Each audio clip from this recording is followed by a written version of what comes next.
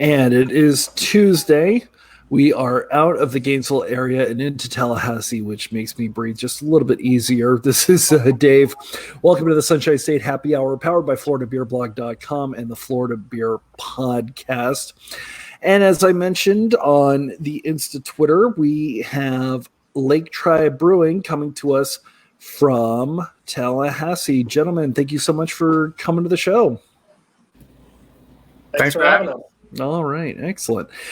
We may have another guest coming along a little bit later on, so we'll sort of leave that being. But first of all, I guess let's just start off with it. Since Lake Tribe was never a brewery that was open 7 days a week, if memory serves me right, you've actually started to increase the number of hours to where you can offer more package and takeout options. Is that correct? Yeah. Well, I mean, with how things are going now, you've got to be thinking outside of your normal comfort zone, and that's one of the steps we had to take to kind of keep things as much afloat as possible. Excellent. And has that been a worthwhile investment? Have you still had a lot of people from the community coming by and taking advantage of that? Yeah, I mean, we definitely had people coming through Wednesday through Sunday, which were historically, Thursday through Saturday. I mean, those extra 2 days, we're getting the same amount of business we would on any other day. So, I think people are just finding their shopping day more or less, and like their day of rounds, and then just adding in a brewery stop around the way. So, it has its value, and it's nice to have more days open, but it's certainly weird. Dynamic set to it where people place their online order, you kind of just get an online order, people stop, they pick up their beer, they're gone. So it's a lot less personal, which is kind of our thing, is like people hanging out, having a good time, friends and family. So it's definitely been weird on that aspect. Interesting. And obviously I want to go into the beers, and we'll talk about some of the things that you've had going on, because you've had some pretty interesting stuff coming up. But first, let's do a little round robin. And of course, I will start with my co-host, Steve. Hello. Hi, what are you drinking?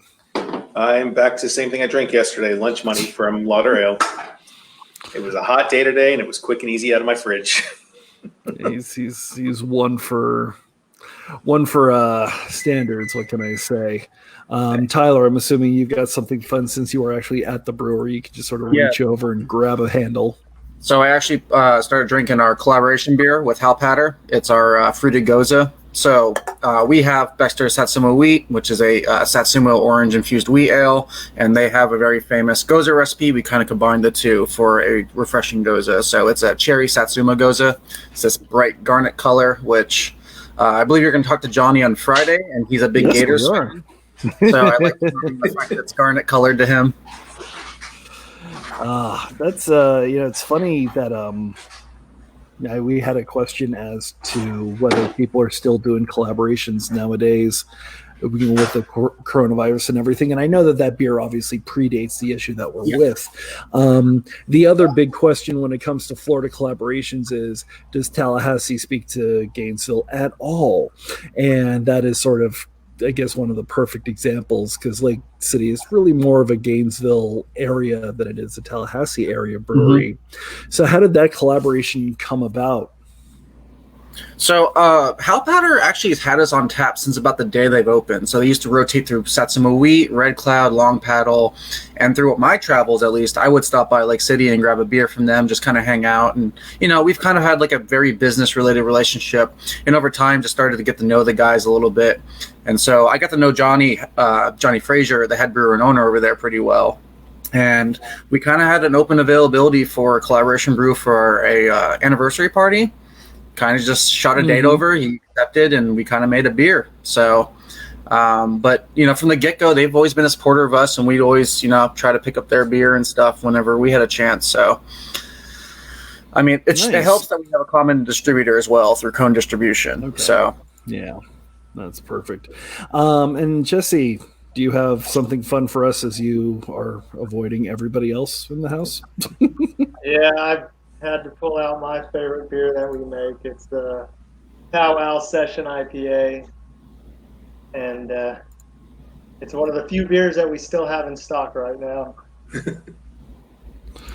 Nice. And well, I was going to say, speaking of stock, we are being joined by Jon from Fool's Fire Brewing, but it looks like we are not being joined by him as much as we are being joined by his wall. It's a good wall. It's a great wall. It's a nice wall. It's a very new wall. So I guess I shall go next. We got a nice little shipment in from Three Daughters in St. Pete, and so I'm actually cracking open my can of their Florida Orange IPA, which is, Steve, I know you're a huge fan delicious. of this one. That's a great beer. It's amazingly orangey, and it's funny because you had mentioned with the collaboration with the Satsuma wheat, with the Satsuma oranges. I guess most people, and really before beer, Jon, welcome to the show. We're going to figure out what beer you're drinking. Actually, Jon, what beer are you drinking? Hi. Well, pay homage to my friends here at Lake Tribe, I had to go get an old cheese. Nice. I was just about to ask questions about oranges because not all oranges are the same. And I think that a lot of people just sort of assume that if you're going to use an orange, it's kind of like what you go to get at Publix. That's not really the case. So why did you decide to use Satsuma? Why is that work so well for the particular recipe that you and Hall Powder were doing?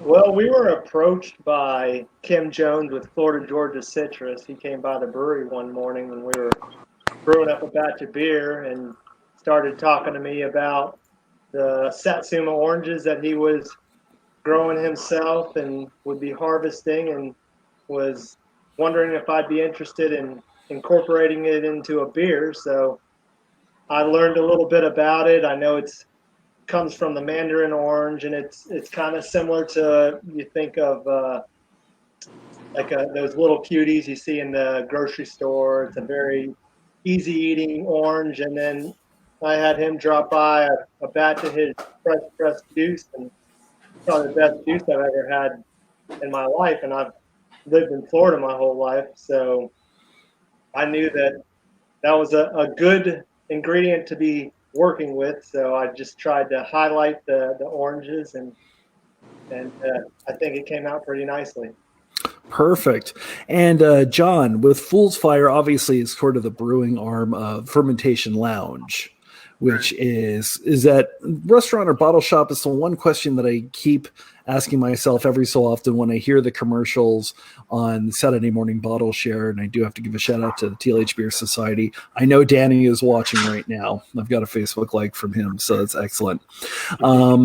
In terms of those sorts of beers, what kind of things are you generally looking at brewing at Fool's Fire, and how are you trying to separate yourself from Lake Tribe, from some of the other people in what's starting to become a very active brewing community in Tallahassee?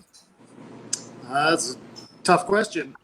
Separating yourself is difficult, as any brewery has to try and do that and make something unique that people haven't had before. But our honey basil wit has been probably our most popular beer so far, and it's not a flavor you see very often in any beers, the basil component there. And we actually have that on draft right now at Fermentation Lounge, something we brewed on our small system before we get the actual brewery up and running finally, sometime in the near future.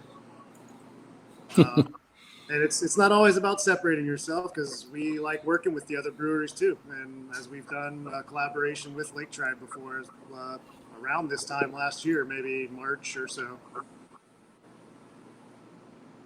Nice.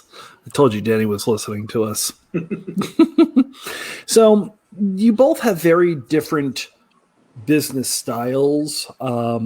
Obviously with Fermentation Lounge being the package store, Lake Tribe as being the brewery sort of centered business. With the coronavirus, with the quarantine that's currently in effect, do you have to go at it differently to maintain revenue sources? Are there things that you are able to do that maybe everybody else isn't able to do to sort of get by? I think we're in very similar situations, but can do some different things, obviously. We've been turned into just a true package store see the other side of my camera right now. My entire bar top is filled with all our inventory pieces we get in. And to try and help our package sales, we're just bringing in, rather than a new beer or two every month, every week I'm getting 10 new different styles of beers from breweries all over the country. Anything I can to keep it interesting for people at home. And with Fool's Fire, trying to get back to brewing a little bit as well, and hopefully some new beers, these test batches on our new system will help bring in some interest. People buy a crowler. And then, Jesse, Tyler, how are you finding it? It's all packaged now, so whenever we started doing the canning operation, all our growler sales dropped off pretty precipitously, which we expected. And then when this coronavirus hit, we quickly started running out of cans, and we didn't have as large a stock of growlers as we had, so we're struggling to keep up with that. But I mean, you do what you can do. We're slowly getting stuff in to where we can start pivoting to this package situation full time, at least for the immediacy. Now, are you finding that people are going to be like John, to where they're going for sort of the standbys and the basics that everybody is brewing and everybody knows that you can walk in and get any time of year? Or are people sort of getting old with those and you're really trying to innovate, maybe even more so than normal operation? I think in line with what Beer Society and Ryan Lapita Deep were saying in your last interview with them, was that people are sticking to what they know and they're sticking to cores. So I mean, we've seen a jump in Satsuma and Red Cloud IPA sales, and really the favorite beers that people know. I got people messaging us about like old beers are out of season, but they know their name, they know they like that beer, hoping on a shot in the dark that we have it for sale or something. But mostly people are sticking to what they know and what's comfortable to drink. People don't really have the luxury to like get a sample at the bar, see if they like a new beer, things like that. So a lot of it is resorting to kind of just familiarity and comfort. Excellent, John. What do you see generally moving, the standbys or people looking for something a little outside the box? I think our situation is different than the breweries. It's not all cores. Like I said, I'm bringing in new pack. I think the last 2 weeks in a row, I had about 20 cases, and 17 of them were beers I hadn't carried before. And because people our customer base right now is, the majority of it is our diehard regulars that would be here most days of the week. They're coming by 2 or 3 days a week and picking up a 6-pack or something, and they're trying new beers every day coming in. There's still plenty of room for the staples, the core beers that people love that we carry all the time. Two Hearted will always remain our number one selling canned beer for some reason. That's funny. We're Red Cloud and Satsuma right now. We ran out last week, and people have been asking about it. Well, Jesse, Tyler, you know what to do. How is the mood in Tallahassee? Because I was speaking to Tyler, it's been a couple decades since I was up there, and obviously when I was there, it was pretty much a college town. Yes, the government stuff was there, but it was primarily ruled. Well, there was no quarantine back then either. Well, yeah, there's that. Thank you so much. Is it still mostly a college town? How have they been handling this, or has it sort of moved on? And how has the mood sort of been? I mean, a lot of the college kids either went home or just kind of sheltered in place. So, I mean, it doesn't really have a whole college town vibe to it right now. A lot of it's just people. I mean, just people who seem to be native here, people who are locals, just kind of shopping, and I describe it as like an ominous feeling. Like it feels kind of empty for what Tallahassee would be, especially in the late spring. Like we would be expecting graduation weekend this weekend. Like we'd have parents start rolling into town. Like it would be a very busy weekend, and like the streets would be flooded with all kinds of drivers and whatnot. So it's been weird, and it's been vacant in a way. Yeah, it doesn't really have the college town feel, but like it, it's still built like a college town. So we'll always have the reminder that college is here. But I mean, with people quarantined and people respecting, safe space kind of ideas, I think it's been just as weird here as anywhere else. Thankfully, cases have been relatively low in our county, so the threat isn't as big here as it is other places. But I mean, thankfully, people are being safe about it and being careful and wearing PPE. Perfect. I didn't actually realize that this would have been graduation weekend. Is that something that you generally have in your business plans? Things like that. I know some sports events, obviously, that you are no longer able to count on, or are you really more local driven and the other things are just sort of a nice boost on occasion? Yeah, so we're for perspective, we're kind of on the west side of Tallahassee, which we're kind of a distance away from college kids. College kids don't really adventure too much to our bar. Like we have some student employees and whatnot, and they bring their friends by. But we're more of identify with the local establishment, people's businesses and things like that. So graduation weekend, I think the parents want to come out and do stuff that their kids haven't done, and there's a surge in restaurants and breweries and stuff on graduation all around. But typically, it's more familiars, regulars, and stuff that we experience here. Older people who live in the northeast side of town, west side of town. But the college students in Tallahassee tend to stay around campus. They don't really venture too far out. They'll go, a mile or two outside of campus, but that's it. Like it's got to be within quote unquote walking distance. So, yeah. And obviously, excuse me, with Jon, you're sort of more behind the Capitol and kind of between the two big campuses. So you're not really close enough to either one for it to make a difference. Yeah, we're situated pretty close to the campuses and the Capitol. FAMU Way that's from my front door right into one college, and across the street, sometime in the near future, they're about to break ground 2 blocks of business. Campus is becoming closer and closer to us every year with new construction in the area. But we definitely are not dependent on college kids for most of our business here. Because this place has been around. This year, I will believe will be 12 years in October. That's impressive. Why do you think craft beer sort of came to Tallahassee with such a major vengeance? I remember when I was there, if you were getting beer, it was a trip through Mike's Beer Barn for whatever case you could find and maybe some 40 ounces of St. Ides Special Brew. How did... yeah, that's because college. How do you think this really kind of came to be?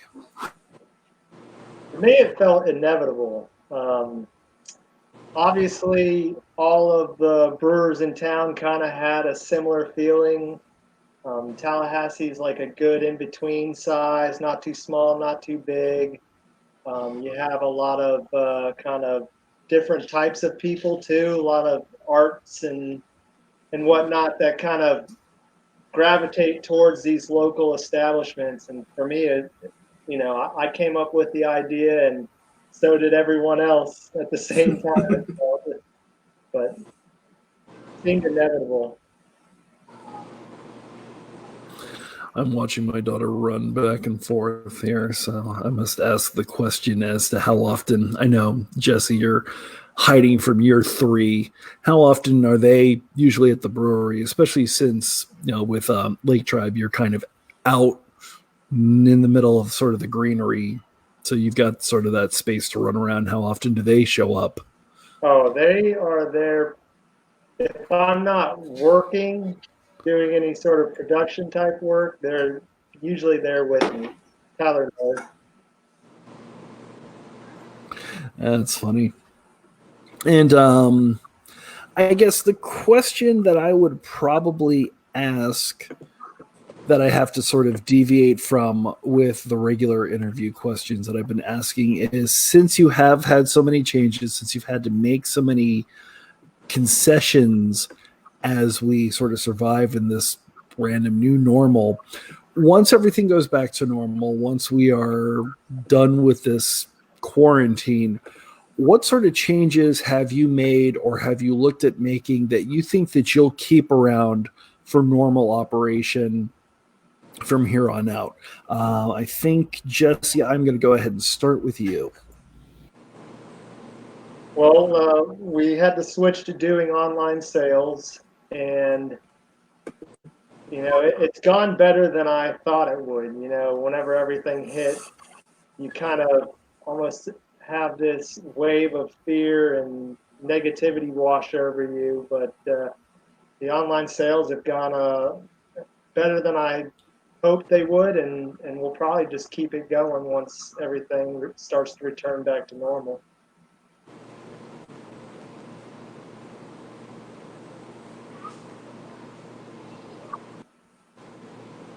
Dave, you're muted. Sorry, my mic is muted. Yeah, I know. I apologize. John, go for it. Yeah, part of the same thing is the package sales and the online. Everybody seemed to have created overnight, basically, with using a lot of us use Square and made it a very easy feature to add and get your inventory in there. People love the curbside pickup, especially a lot of busy families after work want to swing by their favorite place to get beer, but have the kids with them or something, and they don't have time to park or go in. So I'm sure the online store is something we will keep as well. Naturally, we were going to get a crowler machine for the brewery and for the bar down the road, but about a week before we actually got forced to shut down, I guess I saw it coming in a way and went ahead and ordered one and a few cases of crowler cans, and so we have that now. And thank goodness, because we've sold a tremendous number of growlers to people coming in. Helps us to be able to sell the drafts. We had growlers, but everyone seems to lean towards growlers these days anyway. Glad we which of course leads to the other issue that everybody is having, whereas crowler supply is very, very low. So did you get enough before all of this hit? Yeah, I ordered 2 cases from October, which is the company we got our Seamer from, and it's 280 cans.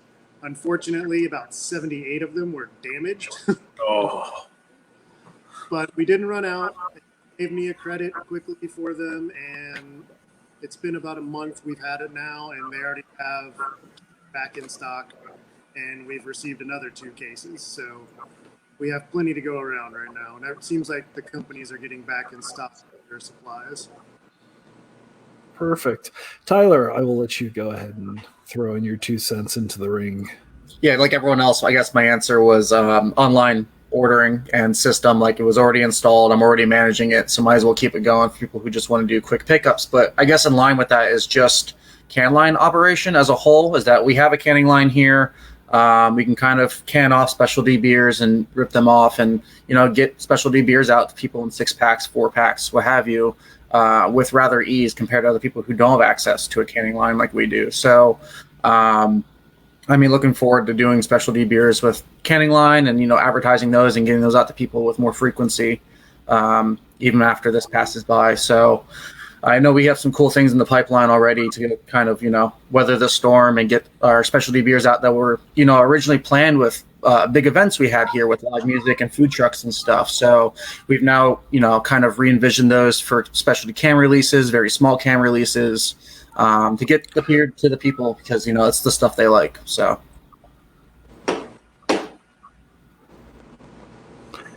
Is this probably going to affect future iterations of the Wild Woods project? I don't think so. We actually had to kind of postpone a release of a Wild Woods beer through the coronavirus, but I think we have a rough placement for it after assuming things will calm down. But our initial Wild Woods release is always that second or last weekend of August. It kind of corresponds in the mid-20s. It's always the weekend before school returns, and I think we should be able to go ahead with our Wild Woods project release, at least initial release as planned, which we're kind of in the preliminary phases of kind of working out what treatments we want to do on it this year. So we haven't quite planned out 4 quite yet, but we still have 2 of Wild Woods 3 to release. So we have that at least to look forward to a little bit. Oh, nice. I will leave you all with this last question. What happened to that bottle of Malort that I sent to you all? It's actually still sitting in my room. So, John, do you Which even reminds know me- what we're talking about? I've heard plenty of stories about this, but I have a feeling it's something I want nothing to do with. It's yeah. Let's just leave it at that. Oh, it's. I like It's, Malort. I know that's a very controversial statement. I do like the taste of it. So I'm probably the only one in this chat or even listening to the chat that actually enjoys the taste of Malort. But me and David over at Proof, we actually like the taste. And we're probably black sheep in Tallahassee for saying that. Oh my gosh! I will let you two have it and enjoy. Thank you. Tyler and Jesse from Lake Tribe Brewing, John from Fool's Fire Brewing in Tallahassee. Thank you so much for joining today's show. Tomorrow we are going to be going to Ohio, slightly out of our normal Northern Florida week that we've been having on the Sunshine State Happy Hour. And we're going to be speaking with Pints, Forks, and Friends, who do an awesome online community, kind of bringing together people that are doing craft beer and food and pretty much everything else that's going on in Tallahassee. So it's just wonderful. If you are interested in us, make sure to find us at floridabeerblog.com. The Florida Beer Podcast is available everywhere fine podcasts are found. Lake Tribe Brewing has been on there more than once, so definitely you want to check those out. I need to get up to Tallahassee again. That's just all there is to it. Steve, we need to plan another trip. Yes, definitely. Just let me know when. All right, so trust me, we will. It's going to happen. Don't worry. That's going to be it for another Sunshine State. Just no Malort, please. I can't promise you that. That's it for another Sunshine State Happy Hour. We will see you all tomorrow. Thank you so much for listening in, and talk to you later. Bye. Cheers.